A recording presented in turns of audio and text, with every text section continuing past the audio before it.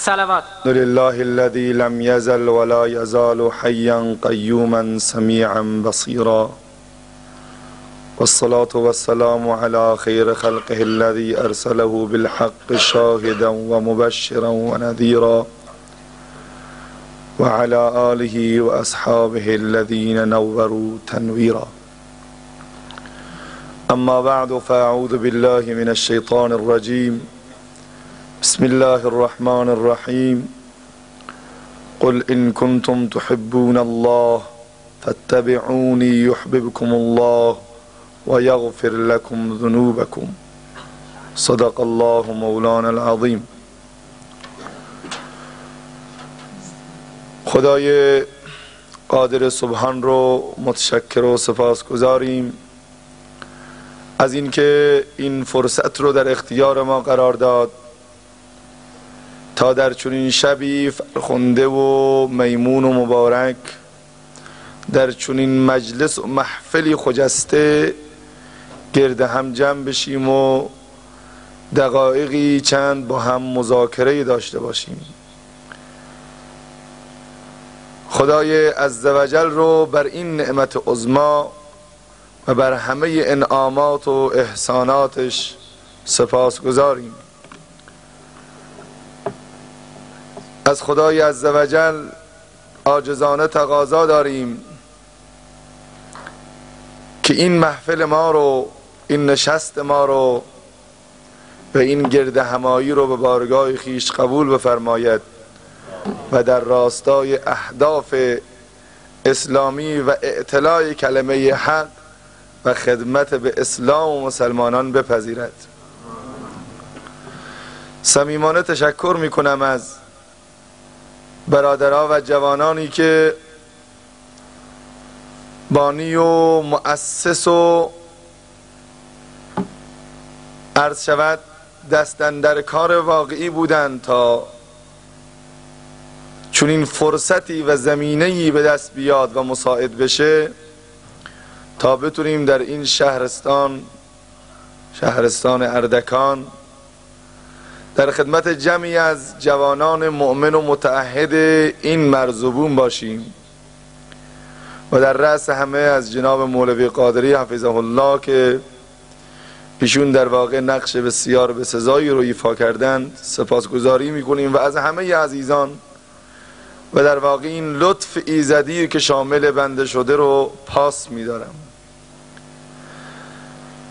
با توجه به این که ملالت و خستگی سفر بیش از یک هفته هست که با ما همراه هست و ما هر شب الحمدلله در این مدت هر شبی در چندین مجلس و محفل اسلامی شرف و حضور داشتیم و در استانهای مختلف، یعنی این پنجمین استان متوالی است که بنده و هیئت همراه هم در خدمت برادران اهل سنت هستیم و با ایراد سخنانی و در واقع درد و دلی به ویژه با جوانان این شبها رو سپری کردیم. اما امشب یک شب استثنایی است، امشب یک شب بسیار مبارکی است.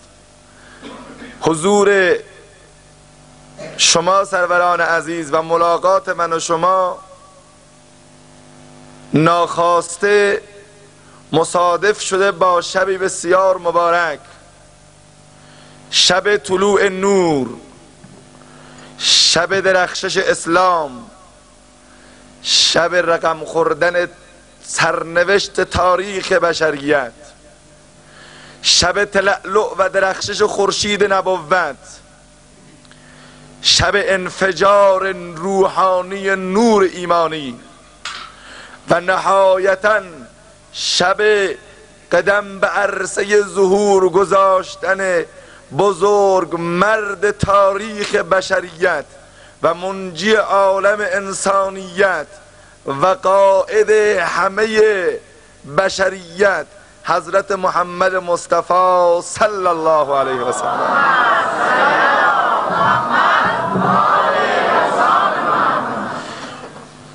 فرارسیدن این شب نورانی رو که با چنین مجلسی نورانی ترگشته است خدمت همه سروران عزیز و همه مسلمین جهان از صمیم قلب تبریک و تهنیت عرض می کنم. سروران عزیز و برادران بزرگوار، الله ذوالجلال نعمتهای بسیار عظمایی رو نصیب مسلمین فرموده است. ما اگر به دور و بر ما، به جهان پیرامون ما، به جهان هستی نظر و نگاه کوتاهی بیندازیم و چشمان ما رو، فکر ما رو، عقل و احساس ما رو لحظه متمرکز بکنیم و بخوایم نعمتها و احسانات و من و فضل رب العالمین را بر خود ما بشماریم، هرگز قادر نیستیم و نخواهیم بود. به تعبیر خود کلام وحی و ان تعدوا نعمت الله لا تحصوها، اگر شما بخواید و اراده کنید که نعمتهای الهی را بر خودتان بشمارید، هرگز توان و قدرت آن را ندارید. از نعمت حیات، از نعمت اکسیژن، از نعمت سلامتی، از نعمت مال، از نعمت خورشید، از نعمت جهان کون و مکان گرفته تا نعمتهای ظاهری و باطنی که در چشم ما نمیاد، همه نعمتها قابل فضلند، قابل سپاسند، قابل تقدیرند، اما واضح و مبرهن و مشخصه و بدون تردید میتوان ادعا کرد که الله ذوالجلال از بدو تولد آدم، یعنی از زمانی که این کره خاکی رو خلق فرمود، از زمانی که رب العالمین نعمتهای خودش را بر بشریت ارزانی داشت تا الان و تا قیام قیامت، و حتی من میتونم ادعا بکنم نعمتهایی که در جنت برای جنتیان میرسد و عطا میشود، هیچ نعمتی رو، هیچ احسانی رو، هیچ برکتی رو انسان نمیتواند مقایسه بکنه با نعمت عظمایی که الله ذوالجلال مسلمانان آخر الزمان را به آن مفتخر ساخت و آن نعمت قدوم و حضور حضرت محمد مصطفی صلی الله علیه و سلم باشد.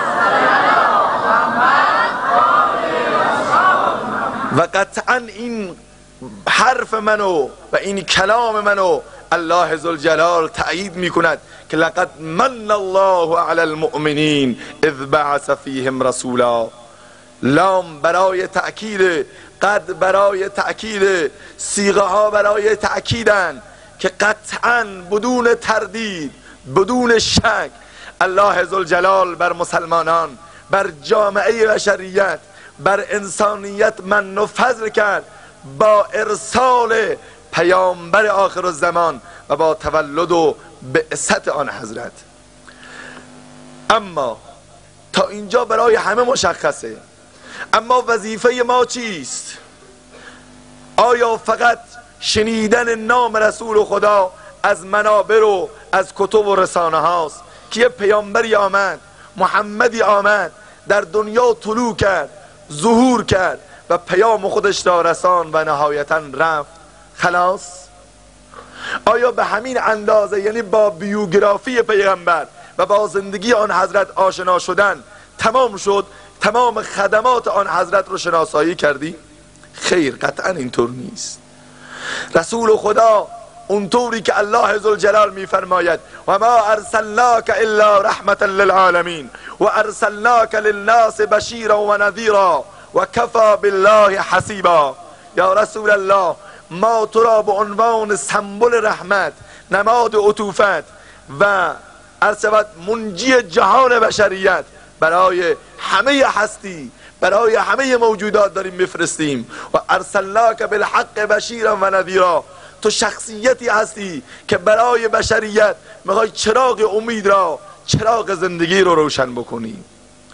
و رسول خدا در چنین شبی به دنیا آمد، در چنین شبی، در چنین ماهی.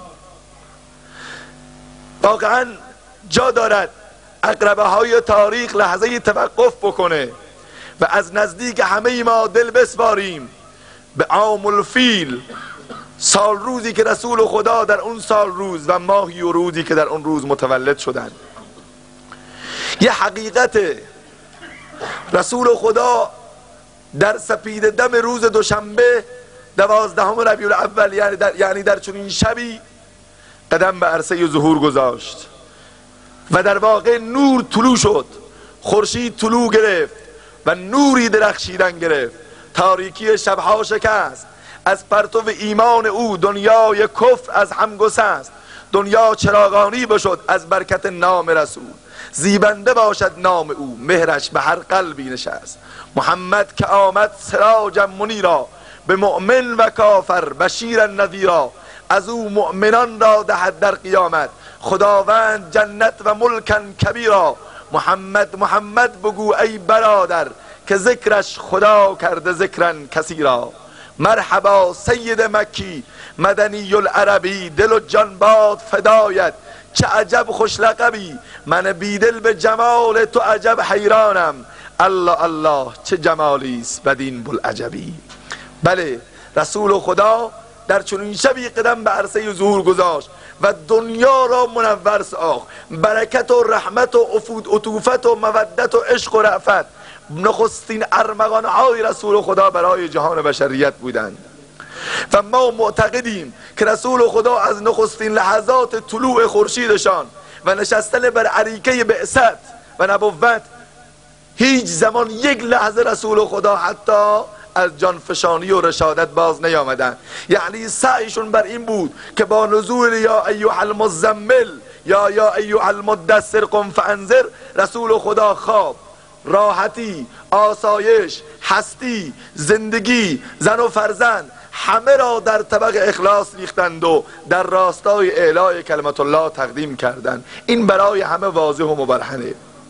میدونید که رسول خدا در جامعه آمد که دنیای اون زمان فساد تمام عالم و فرا گرفته بود و اینقدر تاریکی پشت تاریکی بود که هیچ کس نمیتوانست این تاریکی ها رو تخمین بزنه و حتی حدسشو بزنه.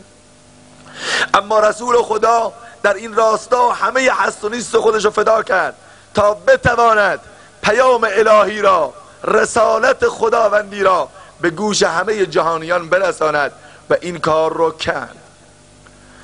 غزوات، شهادت ها، رشادت ها، حماس آفرینی ها، تربیت فرزندان و صحابه همه مؤید این واقعه هستند و این واقعیت تاریخی. اما مهم این است، صحبت من از اینجا شروع میشه. دوستان حواستون طرف باشه، عزیزان دیگه هم خیلی زیاد نچرخن، راحت باشن که من صحبتم با توجه به اینکه مقدار مریضم پرت نشه. به هر حال حواسم تا اینکه بتونم لب مطلب رو به عزیزان برسانم. دوستان انتظاماتم بشینن، مشکلی نداره، بشینن راحت. ما یک صلوات قرایی ند بفرمایید.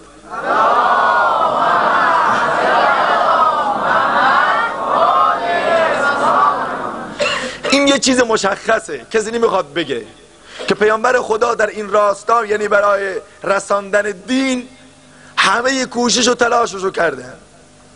از شهادت بگیر، از ملایمتی ها و نارسایی ها بگیر، از اونجایی که شکمبه شتر روی گردنش سوار شد شروع کن تا زمانی که در احد دندان مبارکشو از دست داد و تا زمانی که بهترین یارانشو در بئر معونه 70 صحابی رو اونجا تقدیم اسلام کرد و خون اونها را فدای بشریت نمود. این برای همه مشخص، نیاز به گفتنم نیست و به همین خاطر توانست در مدت 23 سال نبوتشان دین اسلام را به سر تا سرکی در واقع برسوند. به قول آقای جورجی زیدان، یکی از دانشوران مسیحیت، کتابی نوشته به نام محمد، پیامبری که او را از نو باید شناخت. یه دانشمند مسیحی نوشته، خیلی مهمه. اما سوال من اینجاست که وظیفه ما در قبال این همه رشادت چیست؟ وظیفه ما در قبال بعثت پیامبر چیست؟ وظیفه ما بعد از رحلت رسول الله چیست؟ اصلا وظیفه ما برای فرا رسیدن چنین شبهایی چیست؟ آیا فقط با یک جشن تولد گرفتن و با یک 12 ختم رسول الله گرفتن و با یک درود و صلوات خواندن و با یک نعت و شعر و سرود گفتن و با چند تا رجز خوانی و نوحه خوانی و عرض و ذکر نام رسول الله همه حقوق رسول الله رو ادا کردیم و ویزای بهشت و دیدار رسول خدا تو جیبمان گذاشته شد و فردا بیمینی مستقیم میره بهشت؟ قطعا اینطور نیست. آیا با این که نام فرزندان ما رو محمد و احمد و مصطفی و مجتبی و مرتضی بذاریم و اینطور عرض ارادت بکنیم تمام شد همه حقوق رسول الله رو ادا کردیم؟ آیا با یه زیارت گنبد خضرا رفتن و با یک قلور و آش و حلیم دادن و با یک 12 ختم رسول الله گرفتن همه مسائل حل میشه و بعد راحت بیام بشینیم که ما امتیان پیغمبر هستیم، روح رسول الله راضی شده از ما امشب؟ قطعا اینطور نیست. هر کس چون این فکری بکنه قطعا اشتباه. شاید هر یک از این مسائل در خور خودش، در محدوده خودش بتونه خدمتی حساب بشه، اما تمام خدمت نیست. پیامبر خونشو داد، پیامبر هستیشو داد، پیامبر زندگیشو فدای من و تو کرد. اون جایی که از بدنش خون مانند ابر بهاری میریخت، اون زمانی که در غزوه احد همه صدا میکردن که الا ان محمدا قد قتل، محمد مرده، محمد کشته شده، اون زمان بود که انس بن نضر و صحابه دیگر متوجه شدن که رسول خدا از دنیا رو، دار دنیا رو الوداع گفتن و حیران شدن و گفتن وقتی رسول الله صلی الله علیه و سلم از دنیا رفته باشه زندگی برای ما ارزش نداره؟ آیا این خونه ها رو با 2 صلوات میشه جبران کرد؟ آیا خون عمر رضی الله عنه رو که تربیت یافته مکتب رسول الله است، عثمان غنی و علی مرتضی، میشه با چند تا صلوات و جشن تولد اینها رو ادا کرد؟ حرف من اینجاست که وظیفه تو چیه؟ وظیفه تو اسمت محمده و خودت را جوان محمدی میدونی، وظیفت چیه در قرن 21؟ چقدر بیگانه شدیم به خدا قسم. امروز متاسفانه همه چیز تبدیل شده به شعار. اگه امروز یکی اون سر دنیا آمریکا جنایت میکنه، بعد این سر دنیا بلند میشن پرچم آتش میدن، شعار میدن مرگ بر آمریکا، یا نمیدونیم محکوم میکنیم فلان جنایت رو فلان جنایت رو. ما مسلمانان یاد گرفتیم که حق رسول خدا رو فقط با چند تا شعار خلاص بکنیم بریم دنبال کار ما. جوان مسلمان، من اومدم اینو بگم به شما، به خصوص برادرانی که مهاجرن که اکثرشون هستن، اینو خوب گوش بدن، اینو خوب گوش بدن که اگر میخوای حق رسول خدا رو ادا بکنی این 4 شرط واقعی رو در زندگیت احیا بکن. این 4 مورد رو باید مد نظر داشته باشی. در غیر اون صورت به خدا قسم اگرچه تو اردکان زندگی بکنی و از مدینه فاصله داشته باشی، عرصه فرسنگ ها دور باشی، اما روز قیامت اونجا در صحرای محشر رسول خدا میاد یقه تک تک من و شما رو میگیره. اونجاست که رسول خدا خونخواهی خواهد کرد، مطالبه حق خواهد کرد. اونجا خواهد گفت که من بهترین یارانم رو فدای دینم و فدای احیای شما کردم، شما در قبال این خدمت چه خدمتی رو برای اسلام کردید؟ اولین وظیفه اینه که ما طبق تعبیر قرآن عظیم الشان و احادیث حضرت رسول صلی الله علیه و سلم باید محبت واقعی نسبت به پیامبر داشته باشیم. این مطلب رو آیات داره بیان میکنه. قل ان کان آباؤکم و ابناؤکم و اخوانکم و ازواجکم و عشیرتکم و اموال اقترفتموها و تجارت تخشون کسادها و مساکن ترضونها احب الیکم من الله و رسوله و جهاد فی سبیله فتربصوا حتی یأتی الله بامره. بگو، آیه قرآن حدیث نیست، بگو یا رسول الله برای امتیانت، برای انسانیت قرن 21، برای همه انسانیت، اگر پدر شما، پدران شما، برادران شما، فرزندان شما، زنان و همسران شما و اموال و پول شما، موقعیت شما، پست شما، حیات شما به شما محبوب تر باشد از خدا و رسول، یعنی اینها رو از خدا و رسول بیشتر دوست دارید، فتربصوا حتی یأتی الله بامره، پس منتظر عذاب خدای متعال باشید. این آیه واقعا انسان رو میترساند که کی هست امروز ادعا بکنه که من رسول الله رو از پدرم بیشتر دوست دارم، از مادرم بیشتر دوست دارم و نهایتا از خودم بیشتر دوست دارم؟ کیه؟ ادعا خیلی آسانه، اما در مرحله عمل باید نشون بدیم. حضرت عمر رضی الله عنه نشسته بودن، رسول خدا فرمود والله لا یؤمن احدکم حتی اکون احب الیه من والده و ولده و الناس اجمعین. به خدا قسم ایمانتون کامل نمیشه تا زمانی که رسول الله یعنی من محمد رو از خودتان، پدر و مادرتان، فرزندانتون، اموالتون بیشتر دوست نداشته باشید. حضرت عمر رضی الله عنه نشسته بودن روبروی رسول الله، گفتن یا رسول الله به خدا قسم طبق این فرمایش شما من شما رو از پدر و مادرم و مالم عشیرم از همه بیشتر دوست دارم، اما در مورد خودم تردید دارم. دروغ که نمیشه گفت. رسول خدا فرمود والله یا عمر، به خدا قسم ای عمر اگر من محمد رو از خودتم بیشتر دوست نداشته باشی اینجاست که ایمانت کامل نمی شود. که ناگهان عمر ابن خطاب 2 دقیقه ترمز فرمود، سپس سر رو بلند کرد گفت ها انا یا رسول الله، به خدا قسم محمد الان تو رو از خودم بیشتر دوست دارم و حاضرم جانم رو فدای تو کنم.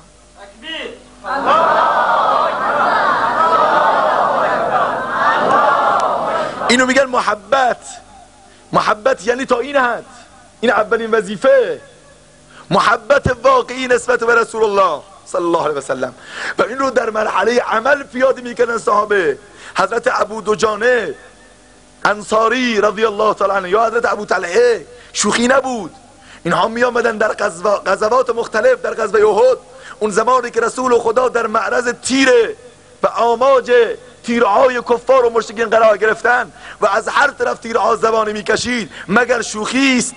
به زبان راست بیا گفتن این حرفها. اما ابو طلحه انصاری، حضرت ابو دجانه در چنین وضعیتی میاد صورتش رو به طرف رسول الله میکنه، پشتش رو به طرف دشمن. پیغمبر میگه ابو دجانه تو چیکار داری میکنی؟ صورتت رو به طرف دشمن بکن. گفت یا رسول الله من آمدم سپر شما قرار بگیرم و اگر قرار باشه صورتم را به طرف کفار بکنم پشت من به طرف رهبر بشریت میشود و من نمیتوانم تحمل کنم. تیرها به پشت ابو دجانه برخورد میکنه اما نمیخواد یک لحظه پشتش به طرف رسول خدا بشه. محبت یعنی این. وقتی پیامبر صحابه تربیت کرد اونجاست که ابو سفیان وقتی این محبت و رأفت رو میبینه قسم یاد میکند والله ما رأیت احدا یحب احدا که حب اصحاب محمد محمدا. به خدا قسم من در طول تاریخ کسی رو ندیدم که رعایای او، رعیت او، رئیسشون رو اونقدر دوست داشته باشن که اصحاب محمد رو دوست دارن. اونجاست اون بلبل دیگر حضرت خویب وقتی که در پای چوبه دار قرار میگیرد و اعلان میکند که بگو به جا محمد باشه به زندگیت برمیگردی، به جوانیت میرسی، به حیاتت میرسی، به هست و نیستت همه چیز میرسی. میگه به خدا قسم من راضی نیستم رسول خدا جایی که نشستن خاری به پاش فرو بره، اگرچه که در این راستا تکه تکه بشم، گوش و بینیشو میبریدن، اما اون ترانه عشق رسول الله میخواند، اما اون با محمد عشق میکرد، حال میکرد به اصطلاح جوانها. اینها چی هن؟ اگر میخوای محبت بکنی محبت اینجاست، عشق بیش از حد اینجاست. اما امروز متاسفانه محبت ها همه زبانی شده. عشق هایی که از پی رنگی بود، عشق نبود عاقبت ننگی بود. کسی که از اینجا بلند میشه میره من برای زیارت رسول الله میرم، کجاست؟ کجا برای زیارت پیغمبر میرن؟ وگرنه انسان وقتی فکر بکنه واقعا یه لحظه، اون موقع قدر رسول خدا را میدونه، اون موقع میدونه که پیغمبر کی بوده. این اولین وظیفه است که من روی این قضیه زیاد تاکید نمی کنم چون که محبت تو دل و از دل همه خدا خبر داره. اما مرحله دوم و اساسی، ادعای محبت زمانی به واقعیت تبدیل می شود که در عرصه عمل پیاده بشه. جوونا این مسئله رو لطفا خوب گوش بدن که آقا شما میگی من با فلانی دوستم، خیرشاهی رو دوست دارم، اما من چطور باور کنم که تو منو دوست داری؟ دوستی تو کجا باید نشون بدی؟ زمانی کسی با کسی دوستیشو میتونه ترجمه بکنه که در عرصه عمل ببینه از من شنویت داشته باشه، حرف شنوی داشته باشه، بالاخره به فرمان من عمل بکنه، میگه آقا دوست داره. وگرنه من بگم من دوست دارم ولی نمیتونم کاری برات انجام بدم، این دوستیه؟ کسی که محب رسول الله است، کسی که عاشق رسول الله است، کسی که امشب اینجا جمع شده نه برای من، شما رو امشب رسول الله در واقع اینجا جمع کرده، این محبت رسول الله، باید سعی بکنید در مرحله عمل محبت حضرت رسول صلی الله علیه و سلم رو باید اجرا بکنید. و اون این چیزی است که صحابه این کار رو کردن. همه صحابه بزرگوار رسول خدا به خدا قسم سعی میکردن قدم به قدم زندگی رسول خدا رو سرمشق و سرلوحه زندگی خودشون قرار بدن، در همه عرصه ها، در همه میادین، در همه زمینه ها. دستور رسول خدا دستور اکید بود. اون جایی که در غزوه بدر قرار گرفتن و رسول خدا میخواست صحابه رو بالاخره بیازماید، آزمایش بکنه که صحابه چقدر محبت و عشق دارن، یکی از انصار بلند میشه یا رسول الله، غالبا سعد بن معاذ هست، یا رسول الله اگر هدفت آزمایش کردن ما انصاره پس بدان که من به نیابت از قومم میگم که برو یا رسول الله، به خدا قسم اگر درون اعماق چا بری، اگر به قلب دریا بری، اگر به فراز آسمان بری، اگر بر هر قله‌ای که قدم بگذاری، ما اصحاب محمد، ما اصحاب تو را یک لحظه رها نخواهیم کرد. و این کار رو کردن. اینو میگن فرمان، اینو میگن تبعیت، اینو میگن عمل. همه صحابه وقتی که میامد رسول خدا دستور دادن که انگشتری طلا رو بندازی دور، یکی از صحابه بلا فاصله انگشتریشو در آورد انداخت روی زمین، انداخت روی زمین. یکی از صحابه گفت بابا پیغمبر گفته از دستش در بیار، نگفته که بندازش دور. گفت به خدا قسم چیزی که رسول الله گفته بیانداز 100 سال اونو بر نمیدارم، اون ارزششو نداره. سبحان الله. یه خانه گنبدی پیغمبر میبینه به طرف مسجد میره، این خانه مجلل مال کیه؟ مال فلان صحابی است. رسول خدا تند از اونجا رد شدن با نهایت خشم. همین که خبر به صحابی رسید، پیغمبر رفتن به نماز، برگشتن دیدن گنبد نیست، اون خانه مجلل نیست. سوال کردن خانه مجلل کجا شد؟ گفتن یا رسول الله نتوانستن ناراحتی شما رو تحمل بکنن، خانه رو با خاک یکسان کردن. اینها بودن صحابه و شاگردان مکتب رسول الله صلی الله علیه و سلم. اینها کسانی بودن که حضرت سعد بن معاذ بود غالبا، بازم میگم می آمدن به طرف مسجد، در میان راه می آمدن به طرف مسجد که ناگهان رسول خدا به کسانی که داخل مجلس بود یکی ایستاده بود گفت اجلس، بشین. حضرت معاذ اون طرف دور در میان راه می آمد، صدای بشین رسول خدا را که شنید سر جاش نشست، حتی یک قدم بر نداشت. پس از این که سخنرانی تمام شد، رسول خدا بیرون شد از مسجد، دید که این صحابی اونجا نشسته. گفت چرا اینجا نشستی؟ گفت وقتی که صدای امر بشین تو را شنیدم دیگه پاهام نای راه رفتن رو نداشت، در جا خم شدن و زانو زدن. این رو میگن عمل. حالا ما چی؟ امروز ما خودمان رو مقایسه بکنیم با اعمالی که داریم انجام میدیم. آیا واقعا همه ما فکر کنیم، ما ادعا میکنیم ما تابع سنت رسول الله صلی الله علیه و سلم هستیم، کجای ما به رسول الله میخوره؟ نماز خوندنامون، روزه گرفتنامون، حجاب زنانمون، اخلاق برادرها و خواهرامون، زندگی اجتماعیمون، زندگی انفرادیمون، اصلا عباداتمون، کدوم یک از اینها رنگ رسول الله صلی الله علیه و سلم داره؟ به همین خاطر اقبال میفرماید چون به نام مصطفی خوانم درود، از خجالت آب میگردد وجود. میدونید اشعار اقبال رو که میدونید، میگه وقتی که من به رسول الله صلی الله علیه و سلم درود میخوانم از خجالت میمیرم. عشق میگوید که ای محکوم غیر، چون به نام مصطفی خوانم درود، از خجالت آب میگردد وجود. عشق میگوید که ای محکوم غیر، سینه تو از بتان مانند دیر، چون نداری از محمد رنگ و بو، با درود خود میالا نام او. میگه وقتی از رسول الله رنگ و بویی نداری چه درود مفرستی؟ پیامبر به این درود نیازی نداره.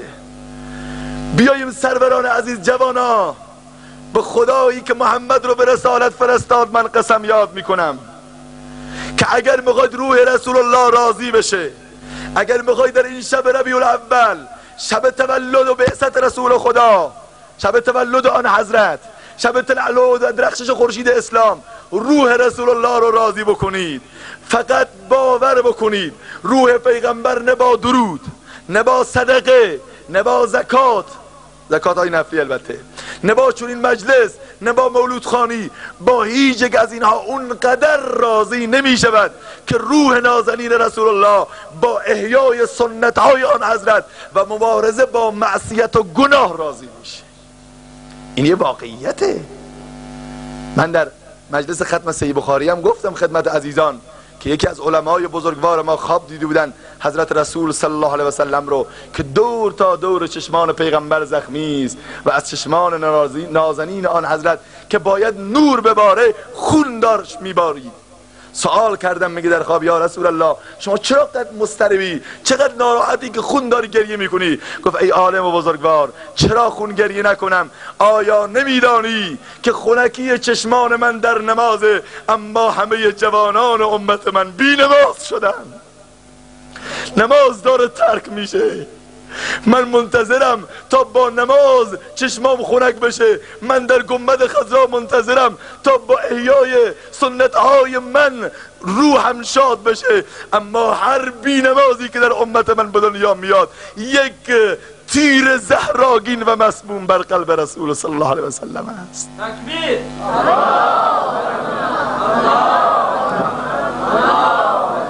آیا این واقعیت نداره؟ آیا این واقعیت نیست؟ این واقعیت داره برادران عزیز. امروز این گناهان و معاصی که در اینجا صورت میگیرد، در هر کجا، هر گناهی که صورت میگیره، من اینو میخوام بگم، هر گناهی که صورت میگیره از دست توی جوان و از دست من طلبه و اون جوانی که در افغانستان و در فلسطین و در هر کجا که هست، هر گناه و معصیتی که صورت میگیره به خدایی که محمد رو به رسالت فرستاد یک خنجر و شمشیر زهراگی نیست که مستقیم بر قلب رسول الله صلی الله علیه و سلم فرود میاد. فروز قیامت یقه ما رو میگیره که شما برای چی حرکت کردید؟ اسمت را محمد گذاشتی اما تیشه برداشتی به ریشه دین محمد زدی. اسمت محمد گذاشتی اما چشم چرانی کردی. تا ساعت 12 شب فیلم های مبتذل تماشا کردی. چه جوابی داریم بدیم؟ با چه روی هستم میخوام حاضر بشیم؟ مگر نشنیدید حدیث رسول خدا رو، حدیث حضرت جبرائیل رو، اگر چه شاید ضعیف باشه از نظر سند، که آن حضرت شبی از شبها نشسته بودن که جبرائیل امین تشریف آوردن. حدیث رو مختصر عرض کنم که ناگهان جبرائیل امین وقتی رسول خدا رو دید و رسول اکرم جبرائیل رو، متوجه شد که جبرائیل خیلی ناراحته. رسول خدا علت ناراحتی جبرائیل رو سوال کرد که ناراحتیت مال چیه؟ گفت به خاطر اینکه شعله های جهنم رو دیدم. کیا رو دیدی؟ در طبقه اول فرعون و هامان و نمرود و شداد، طبقه دوم نمیدونم منافقین، در طبقه سوم اصحاب سقر فلان. همه این گروه ها رو نام برد، 6 طبقه جهنم رو. اما طبقه هفتم که رسید جبرائیل امین هم ساکت شد. گفت دیگه نمیتونم بگم. رسول خدا بیشتر حریص شدن و نگران شدن که چرا ساکت شدی نمیگی؟ طبقه هفتم کیان؟ گفت نمیتونم بگم. گفت نه بگو، من منتظر شنیدنم. که ناگهان جبرائیل امین گفت یا رسول الله تو را ناراحت میکنه طبقه هفتم در جهنم، اونجا امتیان محمد رسول الله است. گفت امتیان من تو جهنم چیکار میکنن؟ امتیان من این همه زحمت کشیدم، خونم و فداشون کردم، آیا هنوزم باید وارد جهنم بشن؟ گفتم بله یا رسول الله، روز قیامت بسیاری از امتیان تو هستند که آرم محمد رسول الله رو پیشانوشینه، دست پاشون سفیده از آثار وضو نماز. اما ناگهان جبرائیل امین میاد فرشته ها میاد اینها رو لگام میکند و به طرف جهنم میبرد. اونجاست حتی در صحرای محشر رسول خدا به نگرانی میفتن که اینها آرم امتی منو دارن. الله ذوالجلال صدا میکنن نه، اینها امتیان تو نیستن، به نام امت بودن نه به عمل. رسول خدا نگران میشن و ناراحت میشن. چندین شبانه روز مدینه رو ترک میکنن، میرن تو غار، میرن تو کوه. صحابه هرچه میگردن اما رسول صلی الله علیه وسلم رو نمیبینن. نگران میشن خدا یا پیغمبر رو چه شده و کجا رفته. صحابه ای که یک لحظه پیغمبر دوری رسول خدا رو نمیتونستن تحمل بکنن، آمد همه کوه و برزنه ها رو گشتن که ناگهان به چوپانی رسیدن. گفتن چوپان. گفت چیه؟ گفت شما فردی رو گم کردیم ندیدی؟ گفت این فرد کیه؟ گفتن ما محمد رو گم کردیم. گفت من کی مصطفی را دیدم، بلکه نامش را ز کس نشنیدم. لیک 2-3 روز است که آواز خروش از میان کوه می آید به گوش. 2-3 روز من محمد رو ندیدم، نمیشناسم، ولی چند روزه که صدای سر و صدای از داخل کوه میاد که گوسفندان دیگه از اون لحظه از چرا کردن دهان را بستن. هر دم از کوه آید آیتی، ندای امتی یا امتی. هر لحظه از جانب کوه صدای میاد یا الله امتی. خدایا امتم رو عذاب نکن، به داد امتم برس. من نمیدونم کیه و برای چی گریه میکنه، برای کی گریه میکنه و هدفش چیه. گفتن کدوم طرف؟ گمینه. حرکت کردن رفتن که دیدن جمال نازنین رسول خدا در گل فرو رفته و گریه میکنه، زجه میزنه، ناله میزنه، فغان میزنه، عرش خدا رو به لرزه در آورده. یا رسول الله دور تا دور پیغمبر به گل تبدیل شده. سرتو بلند کن، تو چی میخوای؟ با هیچ کس صحبت نمیکرد رسول خدا تا این که آیه نازل شد که من همه امتیان تو را بخشیدم و هیچ کس را برای همیشه به عذاب خودم گرفتار نمی کنم. جوان، آیا تو رو خدا من و تو میتونیم جواب اون عشقای نیمه شبی که رسول خدا برای من و تو ریخت اونها رو جبران بکنی؟ یه مقداری با خودمون بیایم، یه مقداری فکر کنیم. یه رئیس دولت، یه استاندار، یه رئیس قبیله، یه دوست یه کادو بهت میده، یه زحمتی برات میکشه تا همیشه جلوی چشمت هست، اما محمدی که خودشو فدا کرد تو فراموش کردی؟ محمدی که جگر حمزه رو پاره پاره کرد به من و تو تقدیم کرد فراموش کردی؟ شب میری تا ساعت 12 شب اونجا فیلم سوپر و سیکس تماشا میکنی، بی حجابی و بد حجابی میکنی، قسم دروغ میخوری، زنا میکنی و یا بی نمازی. به خدا قسم مسئولیم، یقه ما رو خواهد گرفت، حق طلبی خواهد کرد اونجا. عمل ما امروز نیست، در اعمال بسیار سستیم. بیاییم واقعا عملا رسول خدا رو پاس بداریم زحماتشو. امشب یک تجدید دوباره، یک تجدید روحیه تو زندگیمون بکنیم. آقا اسمش محمده نماز نمیخونه، آقا اسمش احمده چشم چرانی میکنه، آقا خانم اسمش فاطمه است بی حجابی میکنه، خانم اسمش عایشه است لباس بسیار زشت و کری و پلید میپوشه، آقا اسمش مصطفی است نوار مبتذل، موسیقی ها، ترانه و سر عروسی ها وا ویلا. کجای ما به اسلام میخوره؟ و اونجاست که دنیای غرب میاد به حیثیت مسلمان ها میخندن، هر کاری که دلشون میخواد به سر مسلمان ها میاره. به خاطر اینکه ما جدا شدیم، ما از رسول خدا جدا شدیم، رشته بین ما و آن حضرت کنده شده، شگاف ایجاد شده، شراب نوشی زیاد شده، امروز شراب مانند نوشابه تو کوچه بس کوچه ها. یکی از علمای بزرگوار جناب حضرت مولانا محمد عمر حفظه الله استاد بنده میفرمودن که بنده در سخنرانی ایشون شنیدم، صلوات نعت بفرمایید.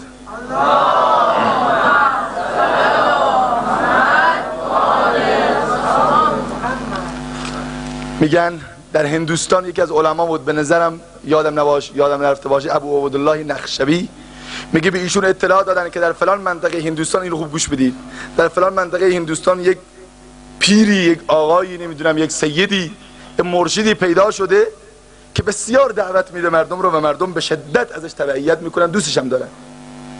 اصلا همه رو نمازخون کرده، جمع جوانان اونقدر نماز میخونن، ذکر میکنن، تلاوت میکنن، فلان میکنن که سبحان الله. ابو عبیدالله نخشوی گفت پس من برم به زیارت ایشون، برم از نزدیک ببینم ایشون کیه، ایشون به دستش بیعت کنم، این خلأ درونی خودم رو پر کنم.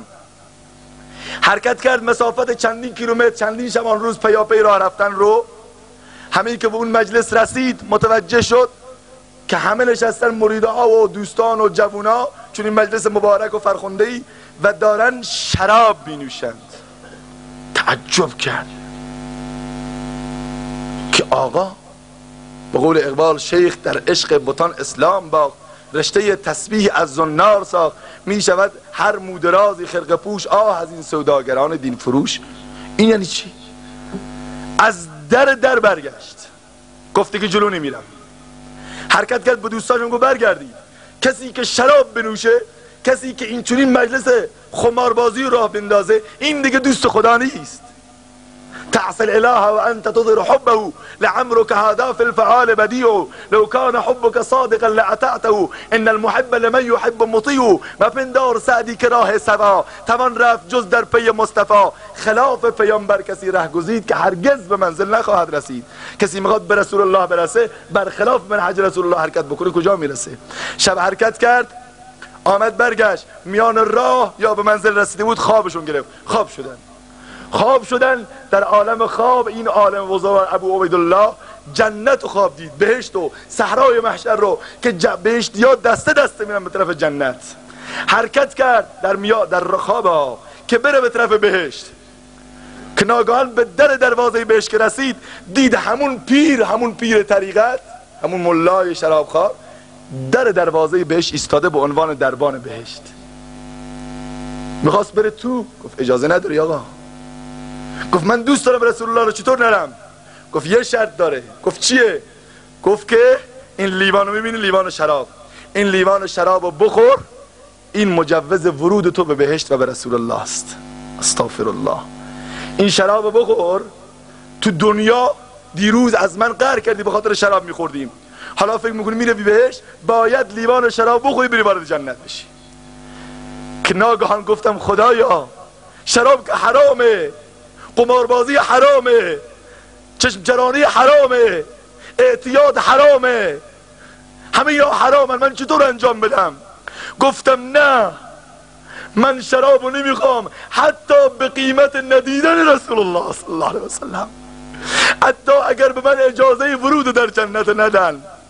میخواستم برگردم که ناگهان جمال اطهر و انور و پاک رسول خدا صلی الله علیه وسلم رو دیدم، که دیدم پیغمبر پریشانه، از من پرسید چی شده؟ من شروع کردم به گریه کردن، زدم زیر گریه. گفت چرا گریه میکنی؟ گفتم میخوام بیام وارد جنت بشم. این آقا میگه نه، تا لیوان شراب نخوری وارد جنت نمیشی. رسول خدا بلند شد فرمود اخسع یا کلب، برو گم شو ای سگ. از خواب بیدار شدم، حرکت کردم، گفتم کسی که پیغمبر رو خواب ببینه دروغ نیست. برگشتم بیام اونجا ببینم چه خبره. به خدا قسم وقتی برگشتم دروز مجلس اون پیر، نگاه کردم پیر شرابخوار تبدیل به سگ شده است. های جوان، به خوشگلیت مناز، به این سر تیپ قشنگت مناز، که به خدا قسم خدا قادر یک لحظه عوضش بکنه. مگه نشنیدید اون دختری که در عمان مسقط داشت مادرش قرآن میخوند؟ این مال الانه، مال گذشته نیست. شبکه اینترنت اگر احیانا کسانی دوستان ارتباط دارن برن ببینن، حتما سیدیشان دیدید. مادر داشت قرآن میخوند تو ماه رمضان. دختره میگه مادر، مامان ساکت یواش میخوان قرآن رو، نمیتونم تحمل کنم گوش کنم. 2 مرتبه یواش شد. 2-3 دقیقه گذشت با شروع کرد بخوندن تا چند بار. مامان برو بیرون. غرور دارن پسرها و دخترها، مواظب باش. غرور تو، غرورمو رو کی میخوایم خالی بکنیم؟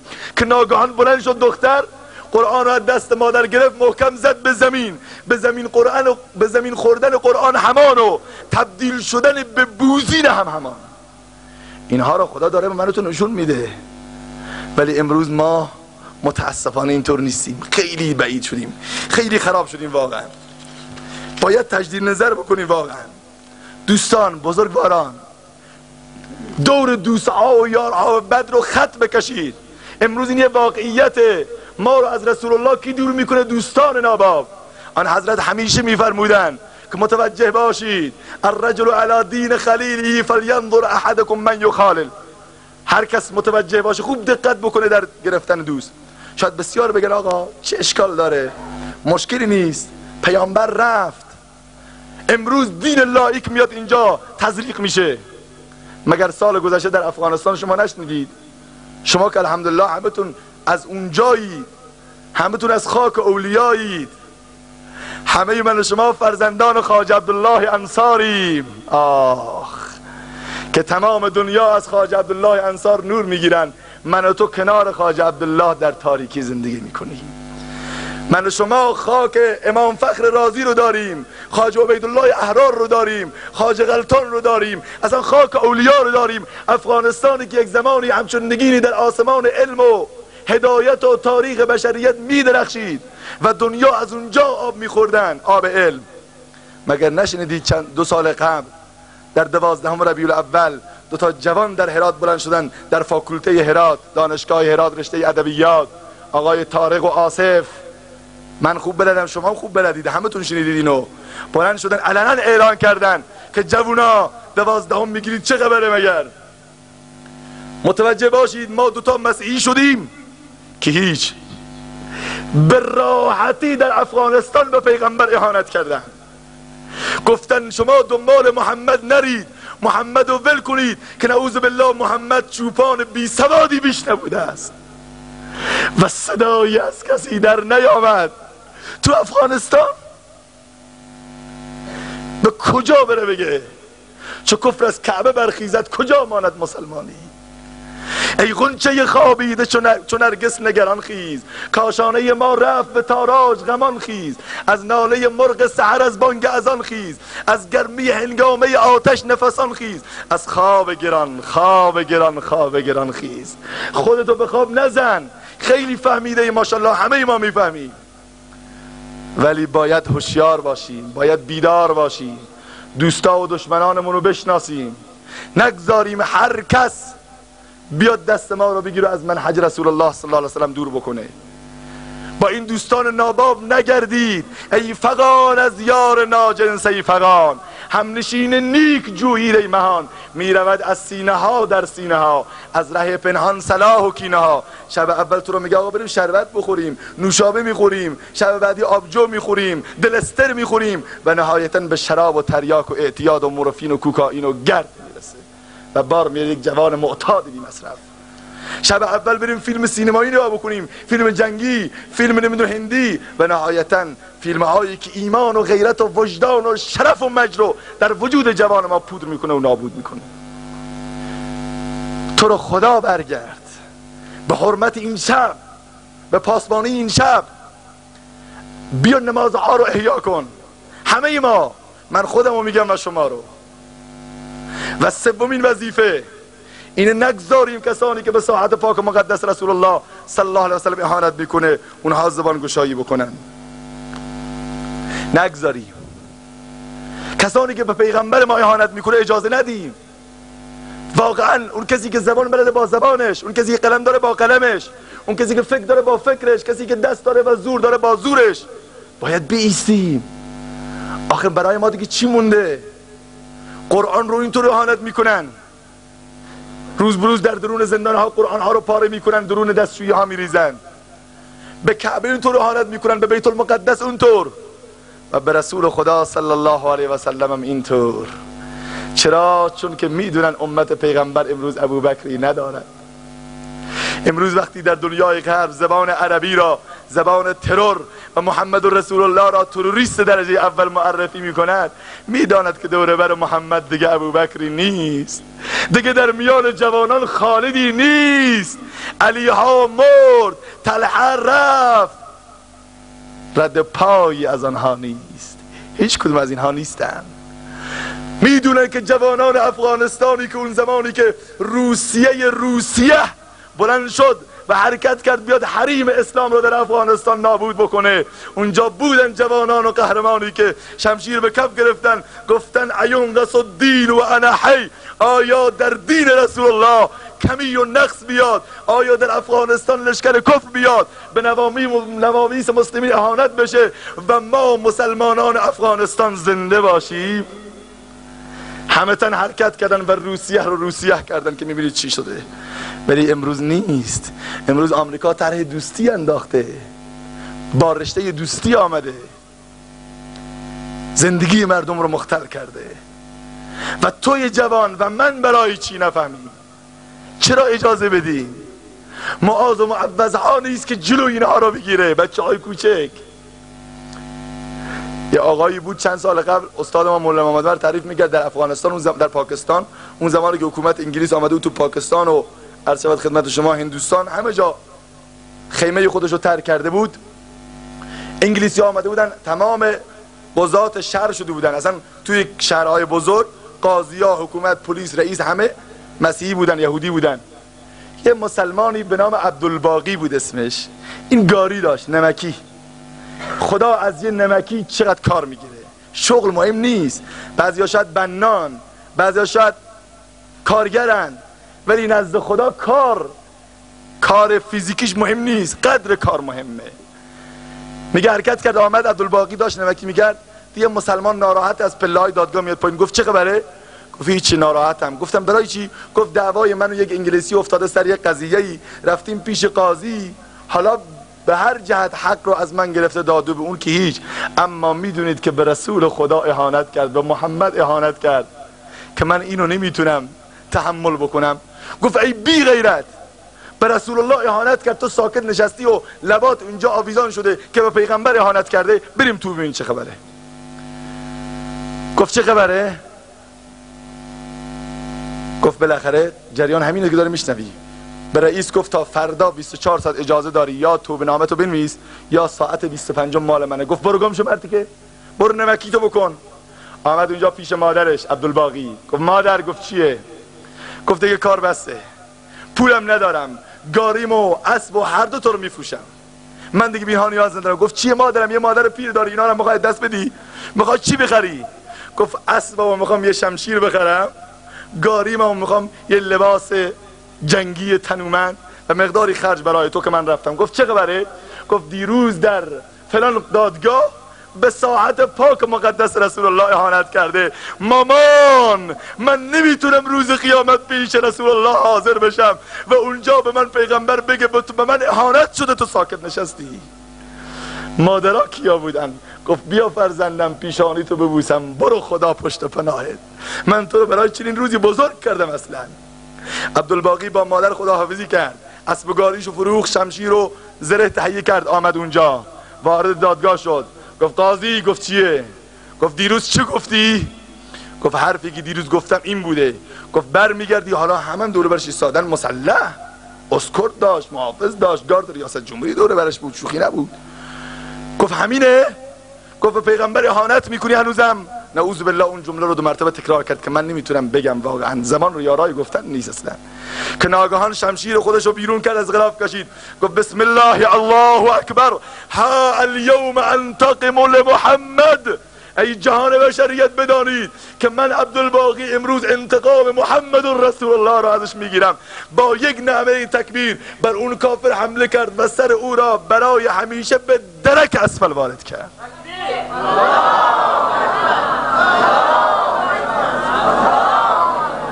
بقیه همه ایستاده و میخ شده بودن.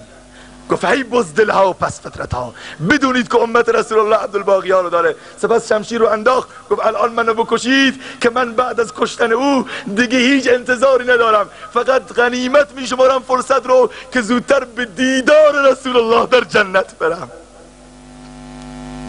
خدایا اون عبدالباقی وظیفه‌ایشو انجام داد، به ملاقات رسول الله شیفته بود، ولی من و تو چی؟ با فیلم مبتذل، با اعتیاد، با بینمازی، با بیهجابی، با سودخواری، با ربا، با اینها میخوام بریم به دیدار رسول الله صلی الله علیه وسلم؟ با یه 12 ختم رسول الله گرفتن، با یه عشر ریختن حتی نمیشه تعاون ها رو پس داد. به خدا قسم نمیشه. چهارمین وظیفه و آخرین وظیفه من بگم، یادتون نره، اولی محبت بیش از حد به رسول الله، 2 عمل به سنت های رسول الله، 3 ایستادن در مقابل توهین کنندگان به آن حضرت، 4 اجرای و رساندن پیام رسول خدا به تمام جهان بشریت. این وظیفه خیلی مهمه.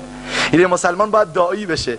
کسی که محمد رو دوست داره باید پیام رسول الله رو برسونه، باید پیام آن حضرت رو برسونیم. امروز پیام آوران دین مسیح، پیروان مسیحیت برداشتن دین اسلام رو به همه جا.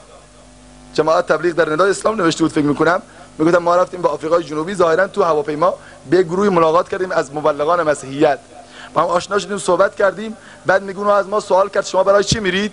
گفتیم ما برای تبلیغ دین اسلام میریم.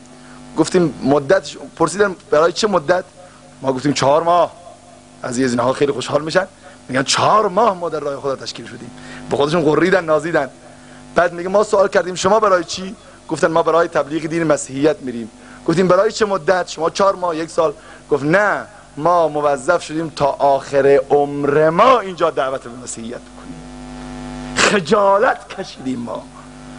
حالا امروز مسلمان به نماز نمیاد، پدر میاد به نماز پسرش نمیاد، مادر برای نماز بلند میشه بچه رو بلند نمیکنه، چه برسه به دیگران. همسایه نمازگزار بی نماز داره.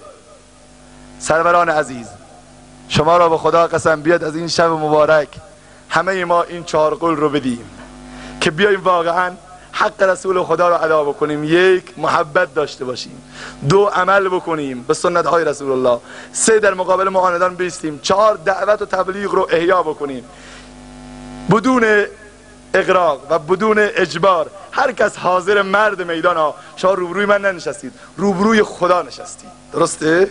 خدا حاضره و رسول خدا صلی الله علیه و سلم را امشب دعا میکنیم که خدای متعال این پیام را برسونه. جوانایی که حاضرن امشب خط بکشن روی همه گذشته، تجدید نظر بکنن و در آینده محبوب واقعی رسول الله بشن، دستات رو ببرم بالا ببینم چند نفر انشالله. احسنتم ماشاءالله، جزاکم الله خیر. قول میدید واقعا؟ کی قول میده از فردا نماز 5 وقت قضا نکنه؟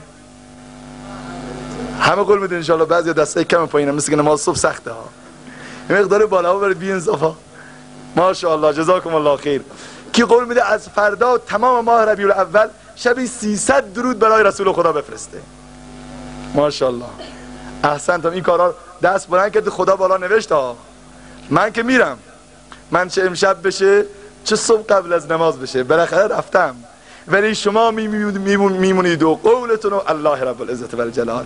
بیاییم انشالله فرصتی آینده بشه بنده سفری داشته باشم به اردکان، اینجا بپرسم ماشاءالله جوونه که نمازگزار شده.